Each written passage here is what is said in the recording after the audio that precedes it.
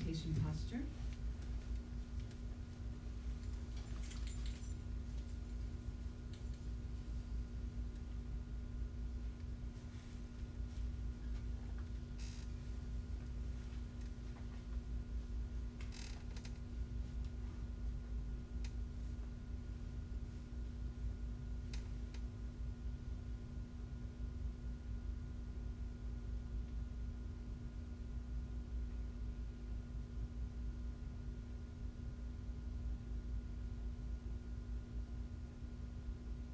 Allow the mind to settle on the breath.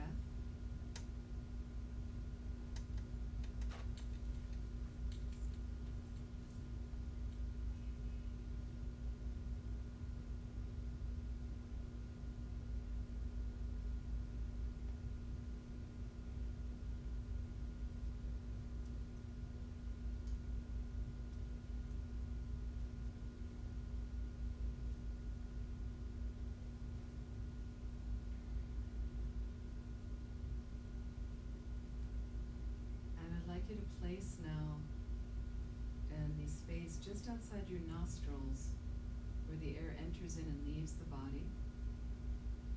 Place a radiant golden drop of light.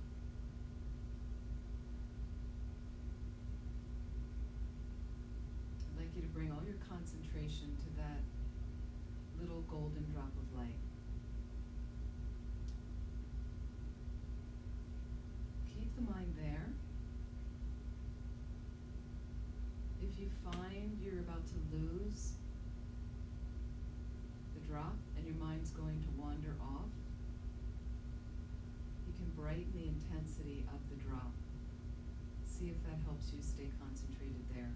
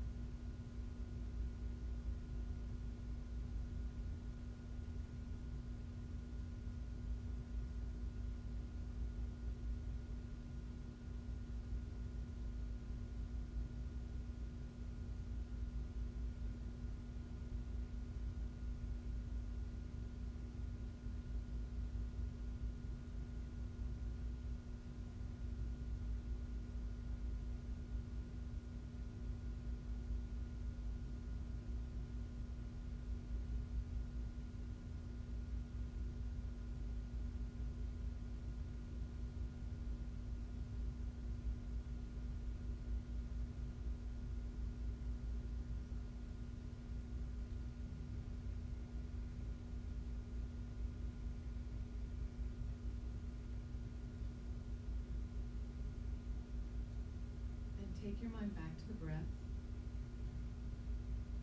So you can focus on the air that moves in and out of your nostrils, or you can focus on the rising and falling of your abdomen, whichever is more comfortable for you. Just stay with one of those experiences. All of your concentration there.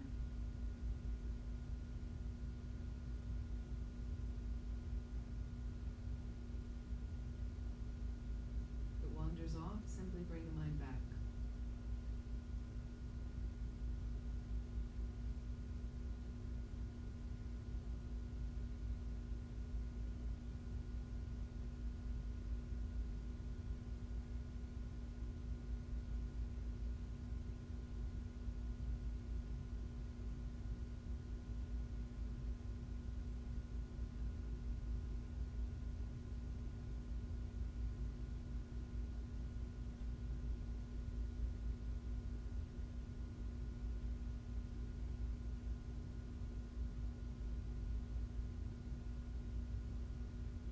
So now if you can imagine your mind is like a clear, blue, unfettered sky. Vast, spacious, and when an idea, a thought, a memory, some sort of mental activity engages, can you see it like a cloud in the sky? Comes into being for a while, it stays and abides in the space of the sky for a while, but it is not the sky. It changes, and then the cloud passes away. Just like a thought arises from the space of awareness, turns into another thought, goes back into the surface of the mind, back into that space of awareness, like clouds in the clear blue sky. The mind is luminous, like the clear blue sky. However, sometimes a bank of rain clouds obscures our view of the clear blue sky, like when we have a heavy delusion in our mind, heavy distraction or anxiety, confusion, depression, attachment, jealousy, anger, like that. But that is not the nature of our mind. Beneath that is the luminous, clear light nature that is our mind.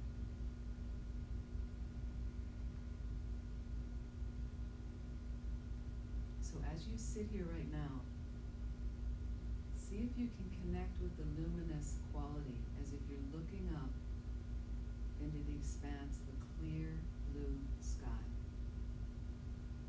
Merge yourself with that experience as much as you can. And just notice if any distractions, thoughts pop in. And just see them like clouds. See if you can let them go more quickly, returning your concentration to the clear, luminous space of mind.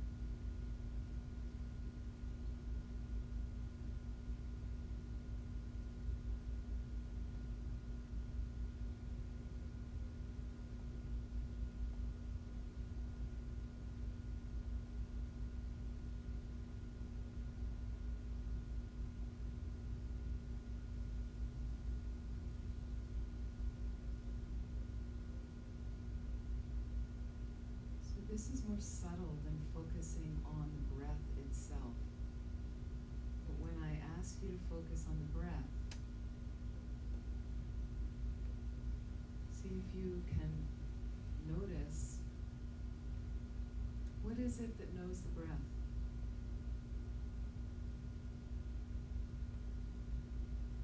What is it that knows exactly what to focus on? There's a space of awareness there. Knows the breath. That's the mind. See if you can find that space of awareness that's beneath the breath, that knows what the breath is and follows it. Or stay with the luminous spaciousness of your mind like the sky, letting go of the clouds and thoughts as they appear.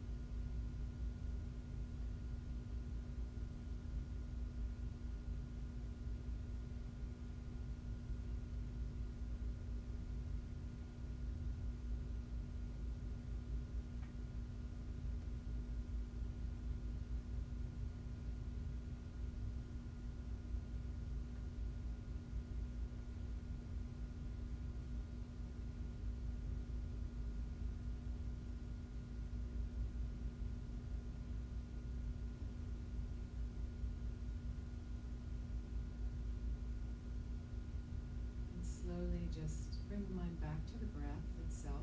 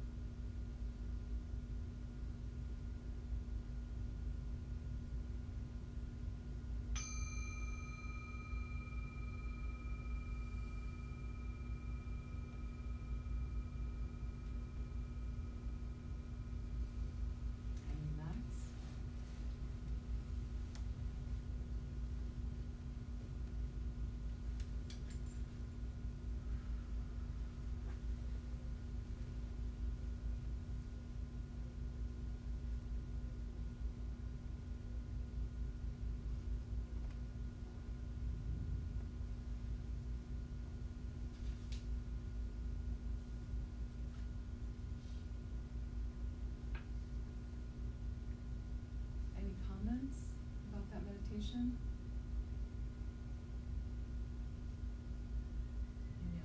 That one was much easier for me because it's more familiar, because I do that, like the visualization earlier was very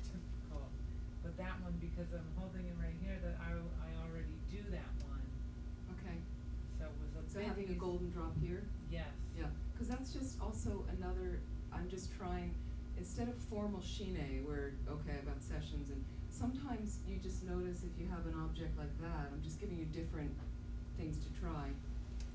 You just roll into it, it's just like, keep the concentration there. Some people find that easier. Again, it's just familiarity because we're not used to visualizing certain things like that. Is that helpful for, and also brightening the intensity seems to help people, where they can just make it glow and then suddenly the mind goes shoop, like that. But sometimes that's harder for people, so it depends on, so it's good to try different things. Like, can some people get the spaciousness of the mind, a different meditation on the nature of mind, to notice, we'll do a little bit more tomorrow as well, that another analogy you can use is a still mountain lake.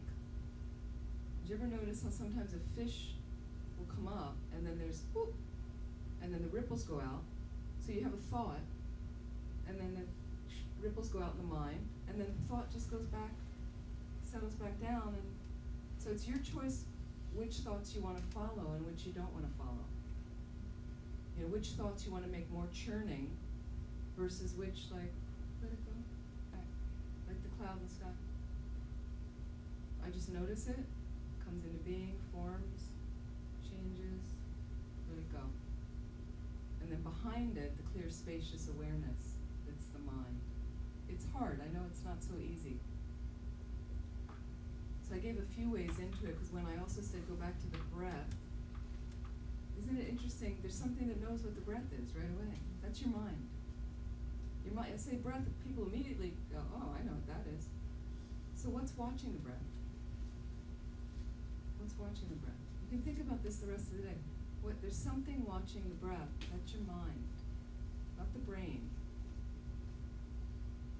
It does trigger neurological activity, but the mind has two qualities, clear and knowing. That's your mind. It's clear, has a clear light, reflective nature that is aware of things. That's actually your mind, not jealousy and anger and fear and constriction, and that's not your mind, that's delusion. That is an imbalance that can be permanently eradicated from your mind, leaving you a clear, spacious, blissful experience. So it's just simply clouds coming through, like in the sky. We know it's not the sky, the clouds. The sky's different than that. And when you have ripples in the still mountain lake, they just go right back. And then the surface comes back to its natural quality. So it's just something to think about when you get lost and toppled by delusion, which is normal for humans, how not to stay so mired in it. You can more quickly, right, go, oh, well, wow, that was a heavy bank of rain clouds. Okay, that was pretty bad yesterday. You know, I got afraid of this, or I got angry at this person, but that's not my mind. So, you know, to quickly, helping you to more quickly counter the negative tendencies. And the beginning is observing, just observing, with equanimity towards yourself. Like, yeah, I'm a human. I'm broken, make mistakes. Sometimes my mind gets cluttered up with stuff like that. That's not the nature of my mind, though. So just a few different techniques to kind of help concentration, help to understand nature of mind. Any last things today? I just have one comment. It seems that meditating in a group, that you tend to go deeper, at least for me, than it would be like if I'm at home, you know, the laundry, the meals, you know, this kind of thing. But when you're in this kind of a setting, oh my goodness, it's just so beautiful. It can be really helpful, and I find for newer people, the group practice is more supportive. And that's why centers are so great and so important, that some people have a good pattern on their own and they're very disciplined, but most people are not. So I think if you need some group support, and then when you feel to do a little bit retreat, someone asked me at the break, you know, when do you know you're ready for retreat? I think it's part of it is your interest. Do you have interest to do more meditation, and then it's try to find maybe a little weekend group retreat that would work, or you can go online and find there's online retreats, so you can just participate in that to start, to try something before you're ready to just launch into it yourself, because you need to have a little program to know what you're gonna do in that time so you don't waste the time. There's different kinds of retreat. I've had study retreats where I need to study through a thing and then I'm meditating on it, deeper meditation retreats, retreats where I'm counting mantras, preliminary practice retreats, and there's a lot of different experiences, but a lot of it is you and your mind. It's about you getting familiar with your mind.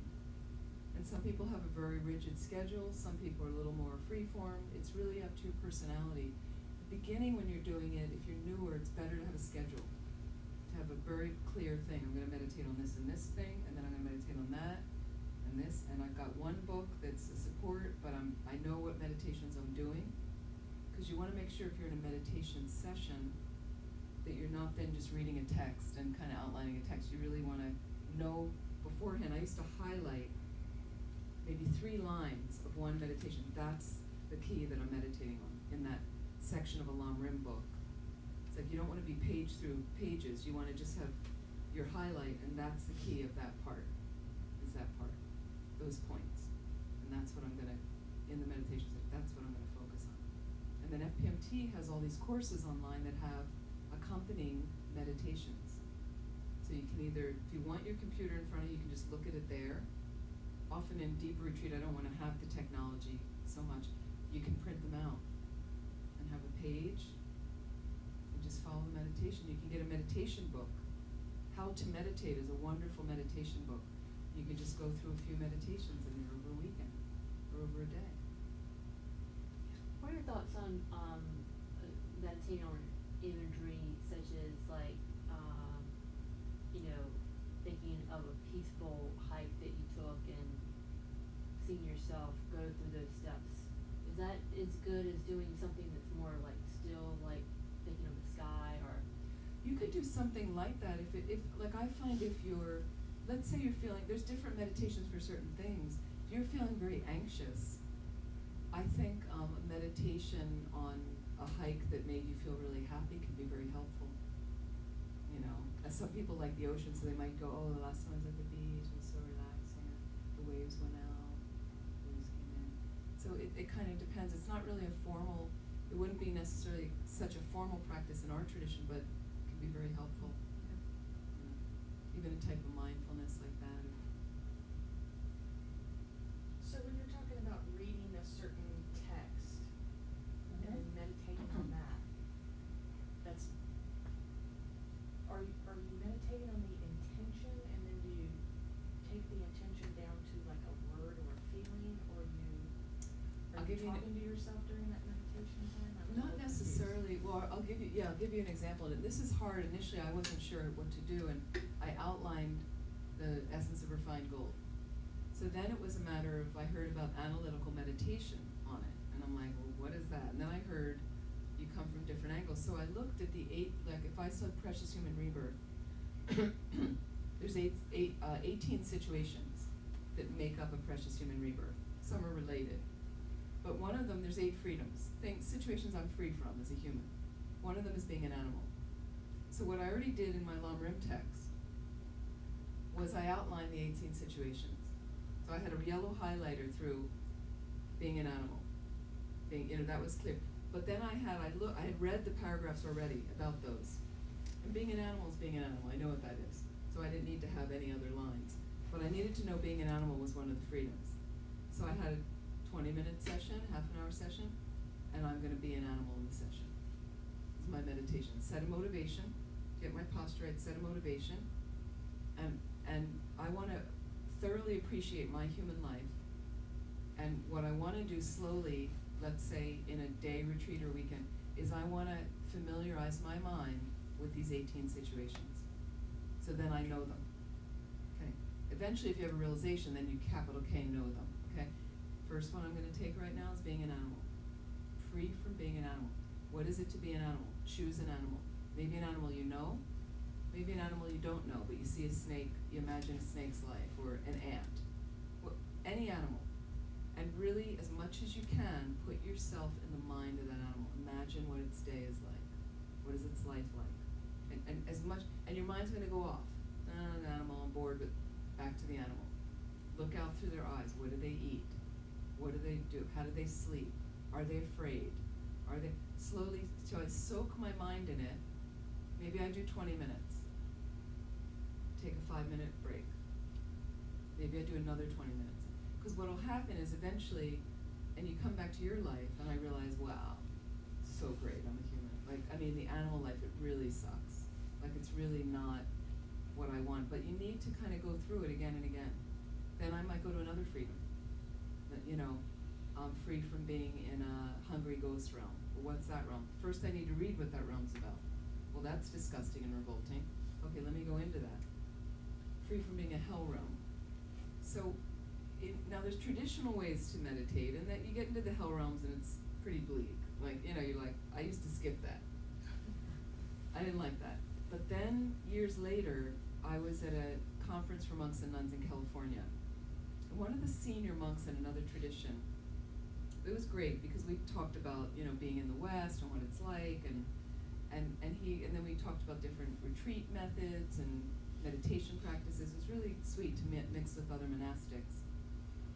So one of the senior monks in the other tradition somehow was talking about a retreat and his teacher, and he was talking about countering anger. And he was on a retreat and got enormously angry at his teacher.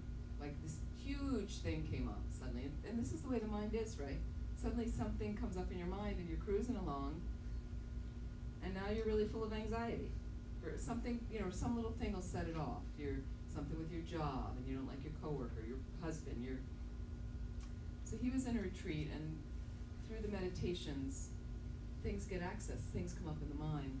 And he got this anger at the teacher, and he started every night having dreams that it was like hell realm, but it was a different hell. It was like a gray hallway, and you know, and anyway, I adapted into my own hell realm meditation. That I'm in this gray, nondescript hallway that represents despair, utter despair and hopelessness. Because for me, that's kind of a hell. What happens is I'm in a line, and all my loved ones are in front of me. My dearest people to me are in front of me. And the hall has different doorways that are locked. But every once in a while, one of the doors flies open. I hear the most anguished screaming, and the first person in line gets sucked into the door, and the door slams shut, and I'm like there in line. To me, that's so somehow you can adapt things and be creative with your meditations too. That just worked for me somehow from talking with him, and I had very strong experience of that. That was really motivating my practice a lot. So it's hard when you think about meditating on the hell realm, and what it'll do is it drives you down into a place where it either invigorates your practice, you start really appreciating your life with that particular meditation, because it's about the preciousness of being a human. And so it's kind of a system like that. So you do need to familiarize yourself first, but not in the meditation session. Then I want to know what I'm meditating on. You want to try to come from every angle. I read something in a book about what it's like to be an animal. I've interacted with animals, my own life experience, and then I've heard other things about animals. Like one time a geshe said, no, it was a lama that said something about, somebody was saying, but my cat's really smart. Don't say my cat doesn't have, people say my dog is, and cats and dogs of our pets have a really great function. They're great companions. They lend comfort to us. They can be fun. And so then the lama said to the student, they suffer from tremendous fear, their lack of understanding, and when there's lightning and thunder, how they freak out, and then the lama said, turned to the student sharply and said, you have no idea what it would be like to be in the mind of that animal. And if you were, they said, you'd be completely freaked out right now. And so it kind of caught her. And that had an imprint on me, because I went like, oh, that's strong. So that'll be folded into my meditation. I'll think about his words and say like, I don't know what it's like to be in their mind, but the way they behave sometimes, I think it must be terrifying. Especially animals in the wild, which is most animals, not our pets that feel safe. Most animals, you've seen sometimes animals eating. Can you imagine eating like, always looking over your shoulder? So you use every application you have and then it starts moving. So each part of the philosophy would be like that. And it's hard at first, because you need to outline your own stuff and you want to be familiar with the materials, and it's better to do it in your own study than having somebody just tell you, these are the points of Guru devotion to meditate on. It's better for you yourself to pull them out and like that. And then if you want to check with somebody and refine a little bit, that's fine. Does that make sense? She's headed there, I can tell. She's asking those questions.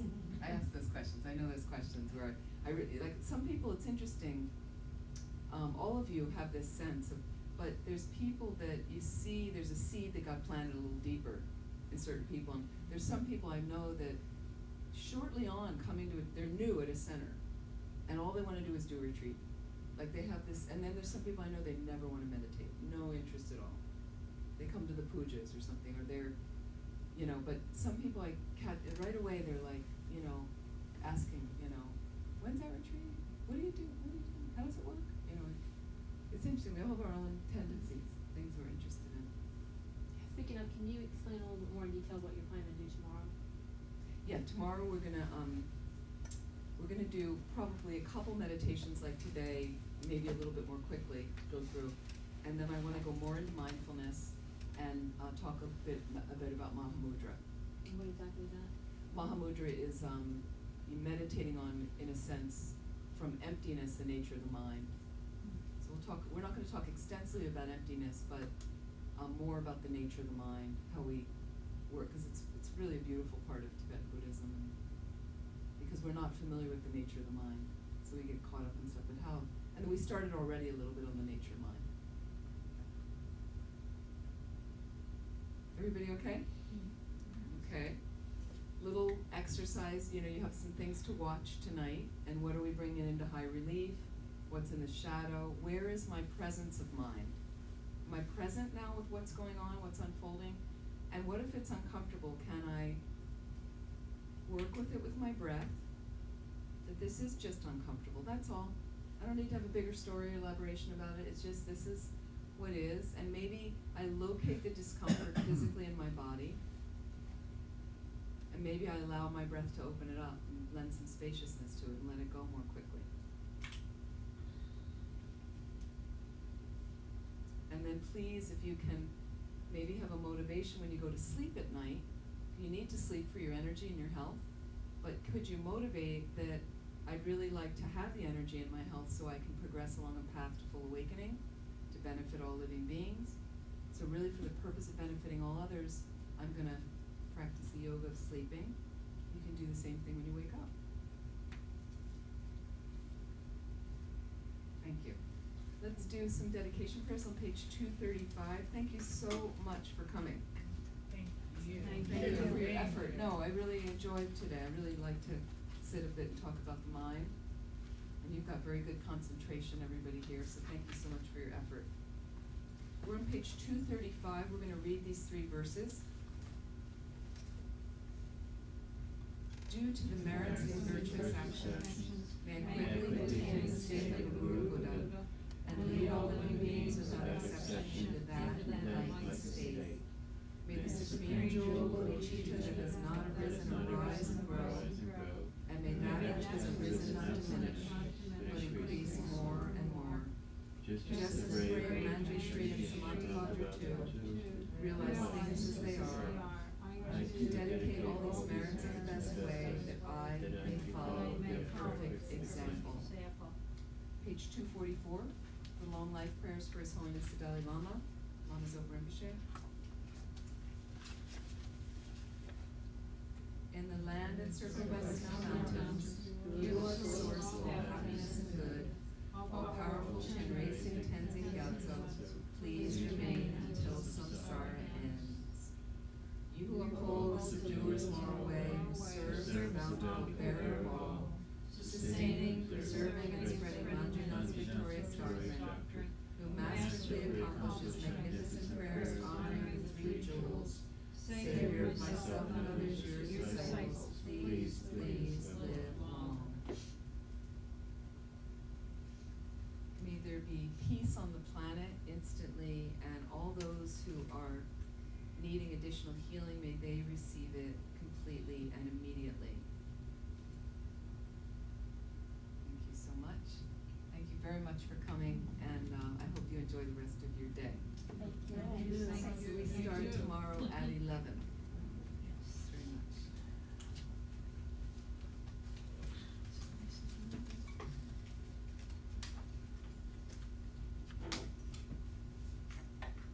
Now that we've read, I'm sorry, now I'm asking you that we've read the prayer for the Dalai Lama, and I've seen a couple of interviews. Master Shanti Deva's prayer? The one we just did. Yeah, Master Shanti Deva? Yes, Oh, the I- one just now, the long life prayer for his For holiness, yeah. Dalai Lama. Yeah. Stay tuned, I'm sorry, but I've seen two of his interviews, and he says because of China, the kid, and that he might not reincarnate. So That's what right. happens with his mind? Oh, What is- yeah. His that's mind good. will go somewhere, but maybe not to planet Earth. Oh,